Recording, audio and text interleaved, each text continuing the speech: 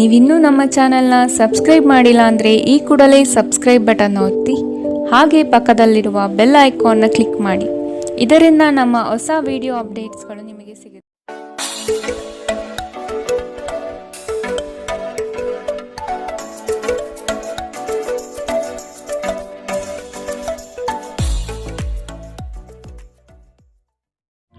ಮೊದಲನೇದಾಗಿ ಶಿಕ್ಷಣ ಕ್ಷೇತ್ರವನ್ನು ನಾವು ನೋಡುವಂಥದ್ದಾದರೆ ವಿದ್ಯಾರ್ಥಿಗಳಿಗೆ ಮೊದಲೆರಡು ವಾರ ಅತ್ಯುತ್ತಮ ಶುಭ ಫಲಗಳನ್ನು ನೋಡ್ತೀರಾ ಅಂತಲೇ ಹೇಳ್ಬೋದು. ನಿರಂತರ ಏಕಾಗ್ರತೆಯಿಂದ ನಿಮ್ಮ ವಿದ್ಯಾಭ್ಯಾಸದಲ್ಲಿ ಏಳಿಗೆಯನ್ನು ನೀವು ನೋಡ್ತೀರಾ ಅಂತಲೇ ಹೇಳ್ಬೋದು. ಇನ್ನು ಹೊರ ಪ್ರದೇಶದಲ್ಲಿ ವಾಸಿಸ್ತಾ ಇರುವಂತಹ ವಿದ್ಯಾರ್ಥಿಗಳಿಗೆ ವಿಷಯಗಳು ಸ್ವಲ್ಪ ಕಠಿಣವಾಗಬಹುದು. ಸೊ ಆದ್ದರಿಂದ ನಿಮ್ಮ ಗುರುಗಳ ಸಲಹೆ ಮತ್ತು ಸಹಕಾರವನ್ನು ಪಡೆಯುವಂಥದ್ದು ನಿಮಗಿಲ್ಲಿ ಸಹಾಯಕವಾಗಿದೆ ಅಂತಲೇ ಹೇಳ್ಬೋದು. ಇನ್ನು ನೀವೇನಾದರೂ ಸ್ಪರ್ಧಾತ್ಮಕ ಪರೀಕ್ಷೆಗಳಲ್ಲೇನಾದರೂ ನೀವು ಭಾಗಿಯಾಗ್ತಾ ಇದ್ದೀರಾ ಅಂತ ಹೇಳಿದ್ರೆ ಇಲ್ಲಿ ನೀವು ನಿರೀಕ್ಷಿಸಿದಂತಹ ಫಲಗಳು ನಿಮಗೆ ಈ ತಿಂಗಳು ಸಿಗುವಂತಹ ಸಾಧ್ಯತೆಯು ಸಹಿತ ಹೆಚ್ಚಾಗಿದೆ ಅಂತಲೇ ಹೇಳ್ಬೋದು. ಇನ್ನು ಉನ್ನತ ಶಿಕ್ಷಣ, ತಾಂತ್ರಿಕ ವಿಭಾಗ, ವೈದ್ಯಕೀಯ ವಿಭಾಗ ಅಥವಾ ಕಾನೂನು ವಿಭಾಗಗಳಲ್ಲಿ ವ್ಯಾಸಂಗ ಮಾಡ್ತಾ ಇರುವಂತಹ ವಿದ್ಯಾರ್ಥಿಗಳಿಗೆ ಈ ತಿಂಗಳು ಮಿಶ್ರ ಫಲ ಅಂತಲೇ ಹೇಳ್ಬೋದು. ಸೊ ಟೋಟಲ್ ಆಗಿ ನೋಡುವಂಥದ್ದಾದರೆ ಈ ತಿಂಗಳು ವಿದ್ಯಾರ್ಥಿಗಳಿಗೆ ಮಿಶ್ರ ಫಲ ಅಂತಲೇ ಹೇಳ್ಬೋದು. ಇನ್ನು ಕುಟುಂಬ ವಿಚಾರಕ್ಕೆ ಬರುವಂಥದ್ದಾದರೆ ಕುಟುಂಬ ವಿಚಾರದಲ್ಲಿ ಈ ತಿಂಗಳು ನಿಮಗೆ ಉತ್ತಮವಾದಂತಹ ಫಲಗಳಿದೆ ಅಂತಲೇ ಹೇಳ್ಬೋದು. ಸೊ ಶಾಂತಿ ಸಂತೋಷಗಳು ನಿಮ್ಮ ಮನೆಯಲ್ಲಿ ಈ ತಿಂಗಳು ನೆಲೆಸಿರುತ್ತೆ ಅಂತಲೇ ಹೇಳ್ಬೋದು. ಸೊ ಇದರಿಂದಾಗಿ ಇಲ್ಲಿ ನಿಮ್ಮ ಕುಟುಂಬ ಸದಸ್ಯರ ಸಹಕಾರವೂ ಸಹಿತ ನಿಮಗೆ ಇಲ್ಲಿ ಹೆಚ್ಚಾಗಿ ಸಿಗುತ್ತೆ ಈ ತಿಂಗಳು ಅಂತ ಹೇಳ್ಬೋದು. ಸೊ ಇದರಿಂದಾಗಿ ನಿಮ್ಮ ನಡುವಿನ ಬಾಂಧವ್ಯವೂ ಸಹಿತ ಇಲ್ಲಿ ಹೆಚ್ಚಾಗುತ್ತೆ ಅಂತಲೇ ಹೇಳ್ಬೋದು. ಇಲ್ಲಿ ಕೆಲವೊಬ್ಬರಿಗೆ ಕೆಲಸದ ವಿಚಾರವಾಗಿ ಮನೆಯಿಂದ ದೂರ ಉಳಿಯಬೇಕಾದಂತಹ ಪರಿಸ್ಥಿತಿಗಳು ಸಹಿತ ಇಲ್ಲಿ ಬರಬಹುದು. ಆದರೆ ಇದಕ್ಕೆ ತಲೆ ಕೆಡಿಸ್ಕೊಳ್ಳುವಂತಹ ಅವಶ್ಯಕತೆ ಇಲ್ಲ. ಇಲ್ಲಿ ನಿಮಗೆ ಫ್ಯೂಚರ್ಗೆ ಇದು ಉತ್ತಮವಾಗಿರುತ್ತೆ ಅಂತಲೇ ಹೇಳ್ಬೋದು. ಇನ್ನು ಇದುವರೆಗೂ ಏನಾದರೂ ನಿಮ್ಮ ಕೌಟುಂಬಿಕ ವಿಚಾರದಲ್ಲಿ ವಾದ ವಿವಾದಗಳೇನಾದರೂ ಇದ್ರೂ ಸಹಿತ ಇಲ್ಲಿ ನಿಮಗೆ ಹಂತ ಹಂತವಾಗಿ ಈ ತಿಂಗಳು ಇದು ಬಗೆಹರಿಯುತ್ತೆ ಅಂತಲೇ ಹೇಳ್ಬೋದು. ಸೊ ಆದಷ್ಟು ಈ ತಿಂಗಳು ನಿಮ್ಮ ಹಿತಶತ್ರುಗಳಿಂದ ಆದಷ್ಟು ದೂರ ಇರುವಂಥದ್ದು ಉತ್ತಮವಾಗಿರುತ್ತೆ. ಇಲ್ಲ ಅಂತ ಹೇಳಿದ್ರೆ ನಿಮ್ಮ ಪ್ರೀತಿಯ ಸಂಬಂಧಕ್ಕೆ ಇಲ್ಲಿ ಏನಾದರೂ ತಪ್ಪು ತಿಳುವಳಿಕೆ ಆಗುವಂತಹ ಪ್ರಸಂಗಗಳನ್ನು ಇವರು ನಿರ್ಮಿಸ್ಬೋದು ಅಂತಲೇ ಹೇಳ್ಬೋದು. ಸೊ ಆದ್ದರಿಂದ ಎಚ್ಚರಿಕೆ ವಹಿಸುವಂಥದ್ದು ಉತ್ತಮವಾಗಿರುತ್ತೆ.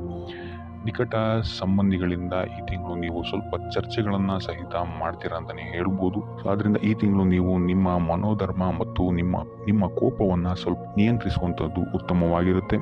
ಇದಲ್ಲದೆ ನಿಮ್ಮ ನೆರೆಹೊರೆಯವರ ಜೊತೆ ವಾದ ವಿವಾದಗಳಾಗುವಂತಹ ಸಾಧ್ಯತೆಯೂ ಸಹಿತ ಹೆಚ್ಚಾಗಿರೋದ್ರಿಂದಾಗಿ ಇಲ್ಲಿ ನೀವು ತಾಳ್ಮೆಯನ್ನು ಅನುಸರಿಸುವಂಥದ್ದು ಉತ್ತಮವಾಗಿರುತ್ತೆ ಅಂತಲೇ ಹೇಳ್ಬೋದು. ಇನ್ನು ಆರೋಗ್ಯ ವಿಚಾರಕ್ಕೆ ಬರುವಂಥದ್ದಾದರೆ ಆರೋಗ್ಯ ವಿಚಾರದಲ್ಲಿ ಈ ತಿಂಗಳು ನಿಮಗೆ ಸಾಮಾನ್ಯವಾಗಿದೆ ಅಂತಲೇ ಹೇಳ್ಬೋದು. ವಯೋವೃದ್ಧರಿಗೆ ಹಳೆಯ ನೋವುಗಳು ಇಲ್ಲಿ ಸ್ವಲ್ಪ ಕಾಡುತ್ತೆ ಅಂತಲೇ ಹೇಳ್ಬೋದು. ಕೀಲು ನೋವಾಗಿರ್ಬೋದು ಅಥವಾ ರಕ್ತದೊತ್ತಡದಂತಹ ಸಮಸ್ಯೆಗಳು ನಿಮಗಿಲ್ಲಿ ಸ್ವಲ್ಪ ಬಾಧಿಸಬಹುದು. ಆದರೆ ಎರಡನೇ ವಾರದ ನಂತರ ನಿಮಗಿಲ್ಲಿ ನಿಮ್ಮ ಆರೋಗ್ಯದಲ್ಲಿ ಸ್ಥಿರತೆ ಕಾಣುತ್ತೆ ಅಂತಲೇ ಹೇಳ್ಬೋದು. ಸೊ ಅದರಿಂದ ಯಾವುದೇ ರೀತಿಯಾದಂತಹ ಆರೋಗ್ಯ ಸಮಸ್ಯೆಗಳನ್ನು ವಯೋವೃದ್ಧರು ನಿರ್ಲಕ್ಷಿಸಕ್ಕೆ ಹೋಗಬೇಡಿ. ಆದಷ್ಟು ವೈದ್ಯಕೀಯ ಸಲಹೆ ಸಹಕಾರವನ್ನು ಪಡೆಯುವಂಥದ್ದು ಉತ್ತಮವಾಗಿರುತ್ತೆ.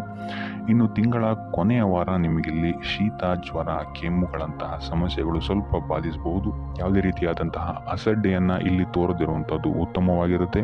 ಸೊ ಆದಷ್ಟು ಈ ತಿಂಗಳು ನೀವು ಯೋಗ, ಧ್ಯಾನವನ್ನು ಮಾಡುವಂಥದ್ದು ನಿಮಗೆ ಇಲ್ಲಿ ಸಹಕಾರಿಯಾಗಿರುತ್ತೆ ನಿಮ್ಮ ಆರೋಗ್ಯದ ದೃಷ್ಟಿಕೋನದಿಂದ ಅಂತ ಹೇಳ್ಬೋದು.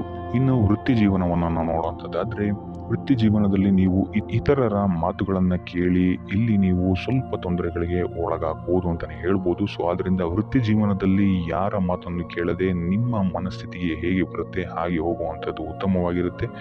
ಇದರಿಂದಾಗಿ ನಿಮಗಿಲ್ಲಿ ಯಶಸ್ಸು ಸಿಗುತ್ತೆ ಅಂತಲೇ ಹೇಳ್ಬೋದು. ಇನ್ನು ಎರಡನೇ ವಾರದ ನಂತರ ನಿಮಗಿಲ್ಲಿ ನಿಮ್ಮ ಕಾರ್ಯಗಳು ಸುಗಮವಾಗಿ ನಡೆಯುತ್ತೆ ಅಂತಲೇ ಹೇಳ್ಬೋದು. ಸೊ ಇದರಿಂದಾಗಿ ಇಲ್ಲಿ ನಿಮಗೆ ಅಗತ್ಯವಿರುವಂತಹ ವ್ಯಕ್ತಿಗಳ ಸಲಹೆ ಮತ್ತು ಸಹಕಾರವೂ ಸಹಿತ ಇಲ್ಲಿ ನಿಮಗೆ ಸಿಗುತ್ತೆ ಅಂತಲೇ ಹೇಳ್ಬೋದು. ಇನ್ನು ನೀವು ನಿಮ್ಮ ಇಷ್ಟಪಟ್ಟವರಿಗೆ ಸಹಾಯ ಮಾಡಲು ಹೋಗಿ ಇಲ್ಲಿ ನಿಮ್ಮ ಸಮಯ ಮತ್ತು ಹಣವನ್ನು ಸಹಿತ ಖರ್ಚು ಮಾಡ್ಕೊಳ್ತೀರಾ ಅಂತಲೇ ಹೇಳ್ಬೋದು. ಸೊ ಇದೊಂದು ವಿಚಾರದಲ್ಲಿ ಸ್ವಲ್ಪ ಎಚ್ಚರಿಕೆ ವಹಿಸುವಂಥದ್ದು ಉತ್ತಮವಾಗಿರುತ್ತೆ. ಇನ್ನು ನೀವೇನಾದ್ರು ಉದ್ಯೋಗ ಹುಡುಕ್ತಾ ಇದ್ದೀರಾ ಅಂತ ಹೇಳಿದ್ರೆ ಈ ತಿಂಗಳು ನಿಮಗೆ ಮಿಶ್ರ ಫಲ ಅಂತಲೇ ಹೇಳ್ಬೋದು. ಸೊ ಅದರಿಂದ ನಿಮ್ಮ ಪ್ರಯತ್ನವನ್ನು ನೀವಿಲ್ಲಿ ಸತತವಾಗಿ ಬಿಡದೆ ಮಾಡುವಂಥದ್ದು ಉತ್ತಮವಾಗಿರುತ್ತೆ. ಇನ್ನು ಪ್ರಸ್ತುತ ಉದ್ಯೋಗದಲ್ಲಿರುವಂಥವರು ಉದ್ಯೋಗ ಬದಲಾವಣೆಗಳಿಗೆ ಏನಾದರೂ ನೋಡ್ತಾ ಇದ್ದೀರಾ ಅಂತ ಹೇಳಿದ್ರೆ ಈ ತಿಂಗಳು ಸ್ವಲ್ಪ ಮುಂದುವರಿಸುವಂಥದ್ದು ಉತ್ತಮವಾಗಿರುತ್ತೆ. ಇಲ್ಲ ಅಂತ ಹೇಳಿದ್ರೆ ಆತುರದ ನಿರ್ಧಾರಗಳಿಂದ ಇಲ್ಲಿ ಸ್ವಲ್ಪ ಕೈ ಸುಟ್ಕೊಳ್ಳುವಂತಹ ಸಾಧ್ಯತೆಗಳಿದೆ ಅಂತಲೇ ಹೇಳ್ಬೋದು. ಇನ್ನು ನಿಮ್ಮ ಮಾತಿನ ಮೇಲೆ ಸ್ವಲ್ಪ ಗಮನ ಇಡುವಂಥದ್ದು ಉತ್ತಮವಾಗಿರುತ್ತೆ. ನಿಮ್ಮ ವೃತ್ತಿ ಕ್ಷೇತ್ರದಲ್ಲಿ ಇಲ್ಲ ಅಂತ ಹೇಳಿದ್ರೆ ಇಲ್ಲಿ ಇದು ನಿಮಗೆ ನಿಮ್ಮ ಗೌರವವನ್ನು ಕಳೆದುಕೊಳ್ಳುವಂತಹ ಸಾಧ್ಯತೆಯನ್ನು ಸಹಿತ ಇದು ನಿಮಗೆ ತಂದೊಡ್ಡಬಹುದು. ಸೊ ಆದ್ದರಿಂದ ನಿಮ್ಮ ಮಾತಿನ ಮೇಲೆ ಎಚ್ಚರಿಕೆ ಇರಲಿ. ಇಲ್ಲ ಅಂತ ಹೇಳಿದ್ರೆ ಇಲ್ಲಿ ನಿಮಗೆ ವ್ರತ ಸುಮ್ಮನೆ ಆರೋಪಗಳು ಬರಬಹುದಾದಂತಹ ಸಾಧ್ಯತೆ ಇದೆ ಅಂತಲೇ ಹೇಳ್ಬೋದು. ಇನ್ನು ವೃತ್ತಿ ಕ್ಷೇತ್ರದಲ್ಲಿ ಕೊನೆಯ ವಾರ ನಿಮಗಿಲ್ಲಿ ಒತ್ತಡಗಳು ಹೆಚ್ಚಾಗುತ್ತೆ ಅಂತಲೇ ಹೇಳ್ಬೋದು. ಸೊ ಅದರಿಂದಾಗಿ ಯಾವುದೇ ರೀತಿಯಾದಂತಹ ಬದಲಾವಣೆಗಳಾಗಿರ್ಬೋದು ಅಥವಾ ಕಾರ್ಯದ ಒತ್ತಡಗಳಾಗಿರ್ಬೋದು ನಿಮ್ಮ ಮೇಲೆ ಹಾವಿಯಾಗಕ್ಕೆ ಬಿಡಬೇಡಿ. ಆದಷ್ಟು ತಾಳ್ಮೆಯಿಂದ ಇರುವಂಥದ್ದು ಉತ್ತಮವಾಗಿರುತ್ತೆ ನಿಮ್ಮ ವೃತ್ತಿ ಕ್ಷೇತ್ರದಲ್ಲಿ. ಇನ್ನು ಹಣದ ವಿಚಾರಕ್ಕೆ ಬರುವಂಥದ್ದಾದರೆ ಹಣದ ವಿಚಾರದಲ್ಲಿ ಈ ತಿಂಗಳು ನಿಮಗೆ ಸಾಮಾನ್ಯ ಫಲ ಅಂತಲೇ ಹೇಳ್ಬೋದು. ಇಲ್ಲಿ ನಿಮಗೆ ಸಾಲ ಬಾಧೆ ಏನಾದರೂ ಇದ್ದರೆ ಇಲ್ಲಿ ಸ್ವಲ್ಪ ನಿಮಗೆ ಈ ತಿಂಗಳು ಉಪಶಮನ ಸಿಗುತ್ತೆ ಅಂತಲೇ ಹೇಳ್ಬೋದು. ಖರ್ಚಿನ ಬಗ್ಗೆ ಈ ತಿಂಗಳು ನೀವು ಸ್ವಲ್ಪ ಎಚ್ಚರಿಕೆ ವಹಿಸುವಂಥದ್ದು ಉತ್ತಮವಾಗಿರುತ್ತೆ. ಇಲ್ಲಿ ನಿಮಗೆ ಪ್ರಯಾಣದಿಂದ ಸ್ವಲ್ಪ ಖರ್ಚಾಗುವಂತಹ ಸಾಧ್ಯತೆಯು ಹೆಚ್ಚಾಗಿದೆ ಅಂತಲೇ ಹೇಳ್ಬೋದು. ಸೊ ಈ ತಿಂಗಳು ನೀವೇನಾದ್ರು ಹೂಡಿಕೆ ಮಾಡಿದರೆ ಇಲ್ಲಿ ನಿಮಗೆ ತಕ್ಕ ಮಟ್ಟಿನ ಲಾಭವಿದೆ ಅಂತಲೇ ಹೇಳ್ಬೋದು. ಇನ್ನು ನೀವೇನಾದರೂ ರಿಯಲ್ ಎಸ್ಟೇಟ್ ಅಥವಾ ಶೇರ್ ಮಾರ್ಕೆಟಲ್ಲಿ ಏನಾದರೂ ಹಣವನ್ನು ಹೂಡಿಕೆ ಮಾಡ್ತಾ ಇದ್ದೀರಾ ಅಂತ ಹೇಳಿದ್ರೆ ತಜ್ಞರ ಸಲಹೆ ಸಹಕಾರ ಪಡೆಯುವಂಥದ್ದು ನಿಮಗಿಲ್ಲಿ ಉತ್ತಮವಾಗಿರುತ್ತೆ ಅಂತಲೇ ಹೇಳ್ಬೋದು. ಇನ್ನು ಇದಲ್ಲದೆ ಮಕ್ಕಳ ವಿದ್ಯಾಭ್ಯಾಸದ ಮೇಲೆ ನೀವು ಈ ತಿಂಗಳು ಹೆಚ್ಚು ಖರ್ಚು ಮಾಡಬೇಕಾದಂತಹ ಸಾಧ್ಯತೆಗಳಿದೆ ಅಂತಲೇ ಹೇಳ್ಬೋದು. ಇನ್ನು ತಿಂಗಳ ಕೊನೆಯ ವಾರದಲ್ಲಿ ನಿಮ್ಮ ಎಲ್ಲ ಪ್ರಯತ್ನಗಳಿಗೂ ಯಶಸ್ಸು ಸಿಗುತ್ತೆ ಅಂತಲೇ ಹೇಳ್ಬೋದು. ಇನ್ನು ಐಷಾರಾಮಿ ಖರ್ಚುಗಳ ಬಗ್ಗೆನೂ ನೀವಿಲ್ಲಿ ಸ್ವಲ್ಪ ಗಮನವನ್ನು ವಹಿಸುವಂಥದ್ದು ಉತ್ತಮವಾಗಿರುತ್ತೆ ಅಂತಲೇ ಹೇಳ್ಬೋದು. ಇನ್ನು ಉಪಾಯ ವಿಚಾರಕ್ಕೆ ಬರುವಂಥದ್ದಾದರೆ ಶಿವನ ಆರಾಧನೆಯನ್ನು ಮಾಡುವಂಥದ್ದು ಅಥವಾ ಸೋಮವಾರದಂದು ಶಿವನಿಗೆ ಬಿಲ್ವ ಪತ್ರೆಯನ್ನು ನೀಡುವಂಥದ್ದು ಆರ್ಥಿಕ ಸ್ಥಿತಿಯಲ್ಲಾಗಿರ್ಬೋದು ಅಥವಾ ವೃತ್ತಿ ರಂಗದಲ್ಲಾಗಿರ್ಬೋದು ಸಮಸ್ಯೆಗಳಿಂದ ನಿಮಗಿಲ್ಲಿ ಪಾರಾಗಕ್ಕೆ ಸಹಾಯ ಆಗುತ್ತೆ ಅಂತಲೇ ಹೇಳ್ಬೋದು. ಸೊ ಇದಾಗಿತ್ತು ಈ ತಿಂಗಳ ನಿಮ್ಮ ರಾಶಿ ಭವಿಷ್ಯ.